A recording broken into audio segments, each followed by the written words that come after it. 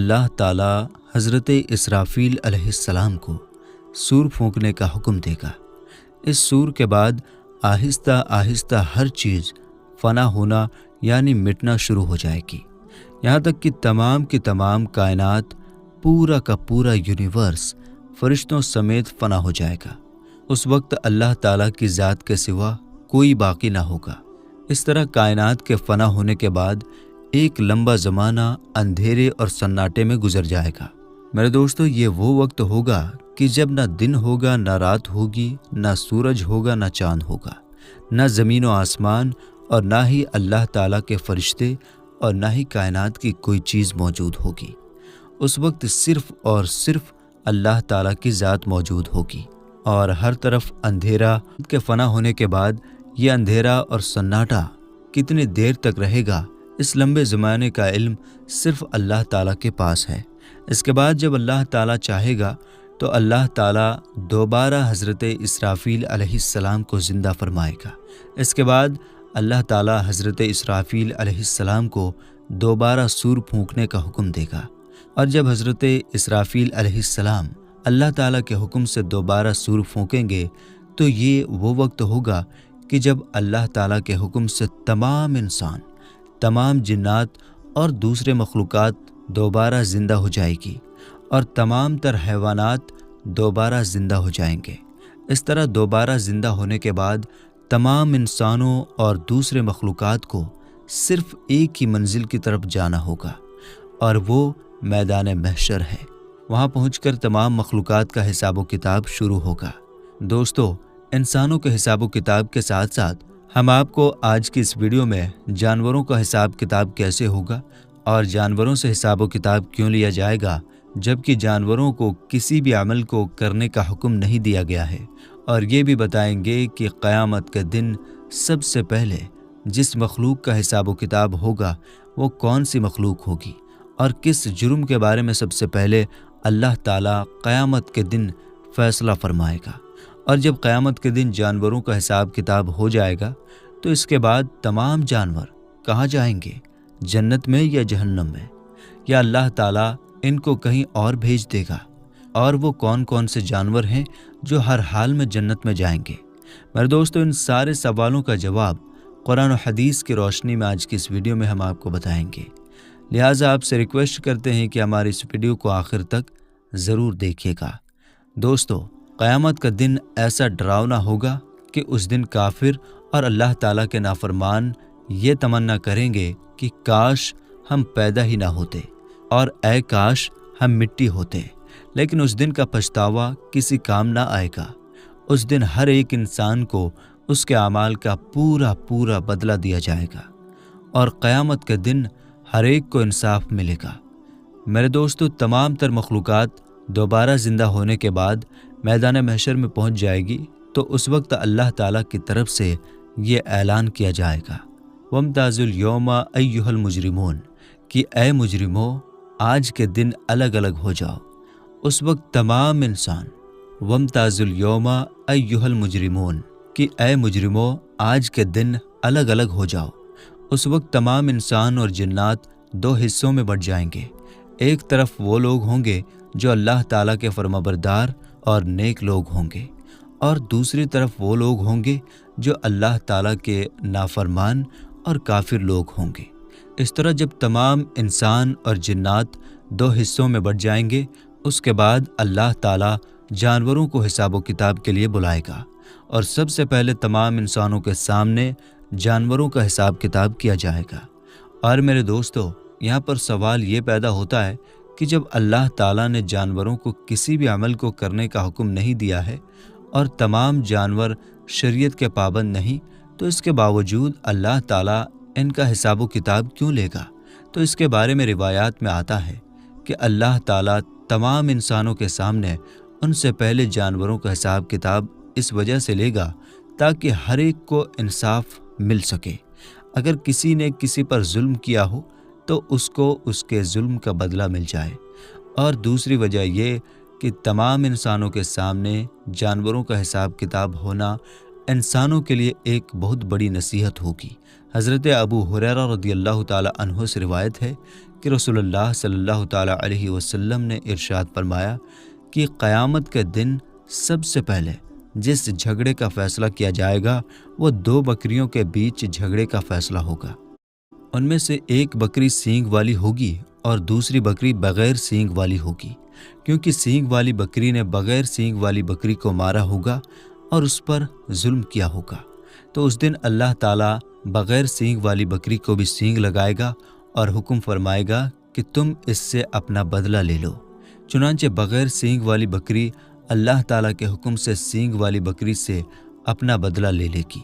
اور اس طرح اللہ تعالیٰ ان دونوں کے بیچ انصاف کرے گا۔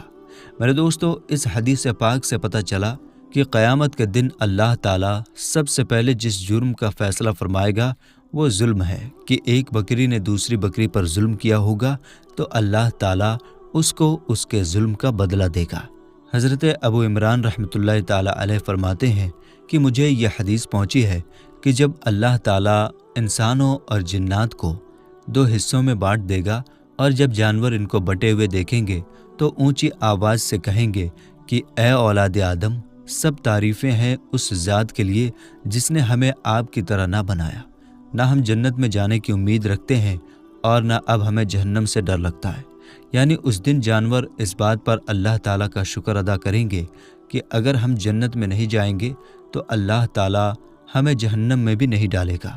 لیکن اے اولاد آدم، تم آج 2 حصوں میں بٹے ہوئے ہو، تمہارے لیے یا تو کامیابی ہے یا پھر ناکامی۔ حضرت ابو ہریرہ رضی اللہ تعالیٰ عنہ سے روایت ہے کہ رسول اللہ صلی اللہ تعالیٰ علیہ وسلم نے ارشاد فرمایا کہ قیامت کے دن تمہیں حق والوں کے حق ضرور ادا کرنے ہوں گے، یہاں تک کہ اگر سینگ والی بکری نے بغیر سینگ والی بکری کو مارا ہوگا تو اس کا بھی بدلہ لیا جائے گا۔ میرے دوستو، جب روز قیامت تمام جانوروں کے بیچ حساب و کتاب ہو جائے گا اور ان کے بیچ فیصلہ ہو چکا ہوگا، ہر مظلوم جانور کو جب اس کے ظلم کا بدلہ مل چکا ہوگا تو اس کے بعد اللہ تعالیٰ جانوروں کو حکم فرمائے گا کہ تم مٹی ہو جاؤ، تو اللہ تعالیٰ کے حکم سے تمام جانور مٹی ہو جائیں گے۔ میرے دوستو، جنت وہ مقام ہے جو اللہ تعالیٰ نے اپنے نیک لوگوں اور نیک بندوں کے لیے بنایا ہے،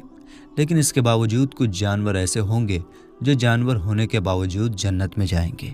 میرے دوستو، جو جانور جنت میں جائیں گے ان میں سے ایک جانور حضور اکرم صلی اللہ تعالیٰ علیہ وسلم کی اونٹنی ہے، اور حضرت صالح علیہ السلام کی اونٹنی جنت میں داخل ہوگی، اور حضرت ابراہیم علیہ السلام کا بچڑا بھی جنت میں جائے گا، اور حضرت اسماعیل علیہ السلام کا مینڈھا بھی جنت میں جائے گا، اور حضرت موسیٰ علیہ السلام کی گائے بھی جنت میں جائے گی،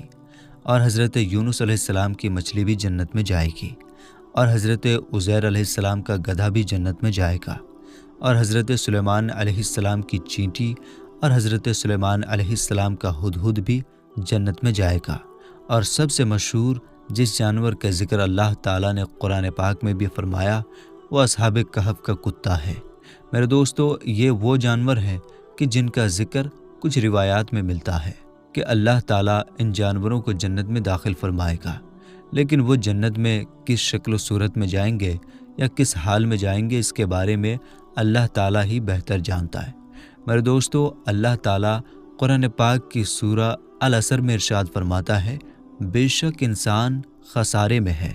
سوائے ان لوگوں کے جو ایمان لائے اور نیک اعمال کرتے رہے۔ اور ایک دوسرے مقام پر اللہ تعالیٰ ارشاد فرماتا ہے، بے شک ہر جاندار کو موت کا مزہ چکھنا ہے اور تم سب کو تمہارے اعمال کے پورے بدلے قیامت ہی کے دن ملیں گے۔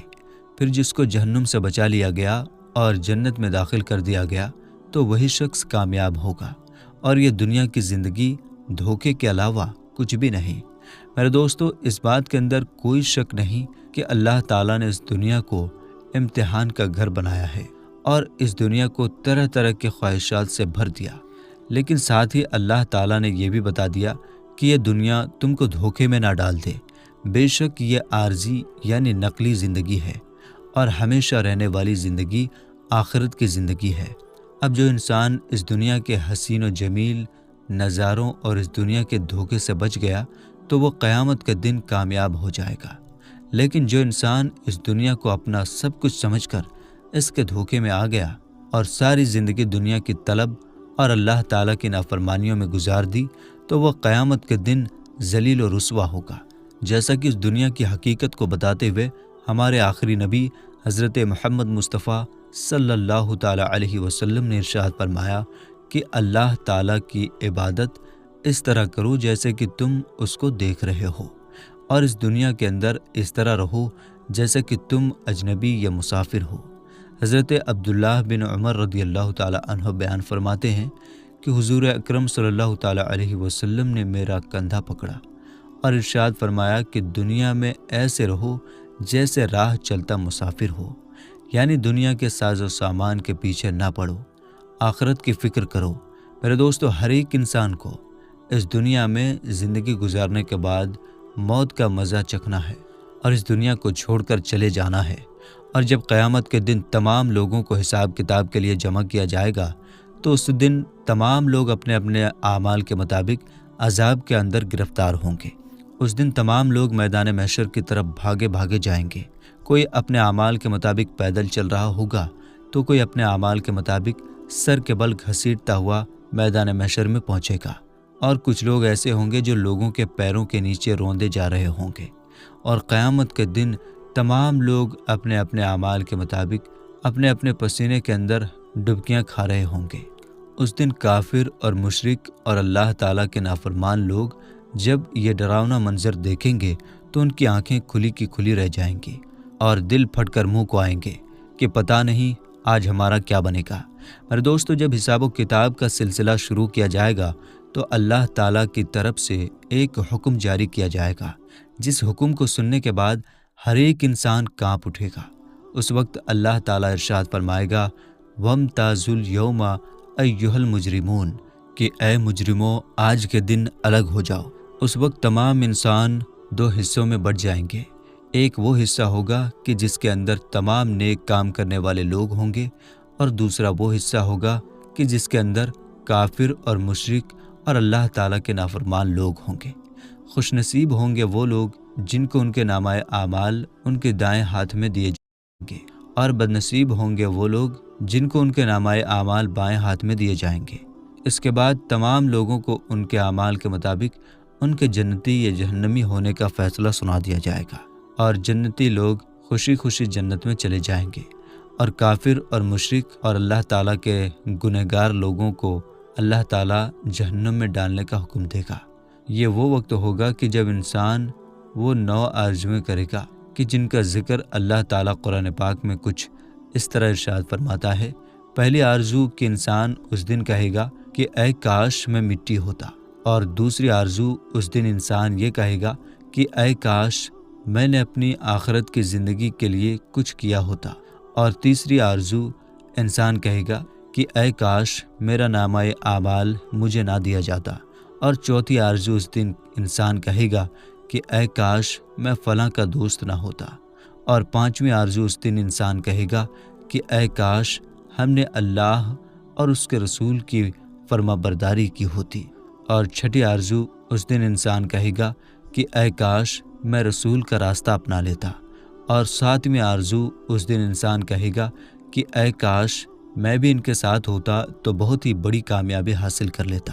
اور آٹھویں آرزو اس دن انسان کہے گا کہ اے کاش میں نے اپنے رب کے ساتھ کسی اور کو شریک نہ ٹھہرایا ہوتا، اور نویں آرزو اس دن انسان کہے گا کہ اے کاش کوئی ایسی صورت ہو کہ ہم دنیا میں دوبارہ بھیجے جائیں، اپنے رب کی نشانیوں کو نہ جھٹلائیں اور ایمان والوں میں شامل ہو جائیں۔ یہ وہ 9 آرزویں ہیں جو قیامت کے دن گنہگار انسان کریں گے، لیکن اللہ تعالیٰ اس دن ان کی یہ آرزویں پوری نہیں کرے گا، کیونکہ اللہ تعالیٰ نے ہر ایک انسان کو دنیا کے اندر یہ موقع دیا تھا کہ وہ نیک اعمال کر کے اپنی آخرت کو سنوار لیتا اور اللہ تعالیٰ کی رضا کو حاصل کر لیتا۔ آج ہمارے پاس یہ موقع ہے کہ ہم اس دنیا کے اندر رہتے ہوئے اپنی آخرت کو سنوار لیں اور اللہ تعالیٰ کی رضا کو حاصل کر لیں۔ کہیں ایسا نہ ہو کہ ہم بھی قیامت کے دن ان بدنصیب لوگوں کے اندر کھڑے ہوں جو اس دن یہ آرزویں کر رہے ہوں۔ اللہ تعالیٰ سے دعا ہے کہ اللہ تعالیٰ ہمیں نیک اعمال کرنے کی توفیق عطا فرمائے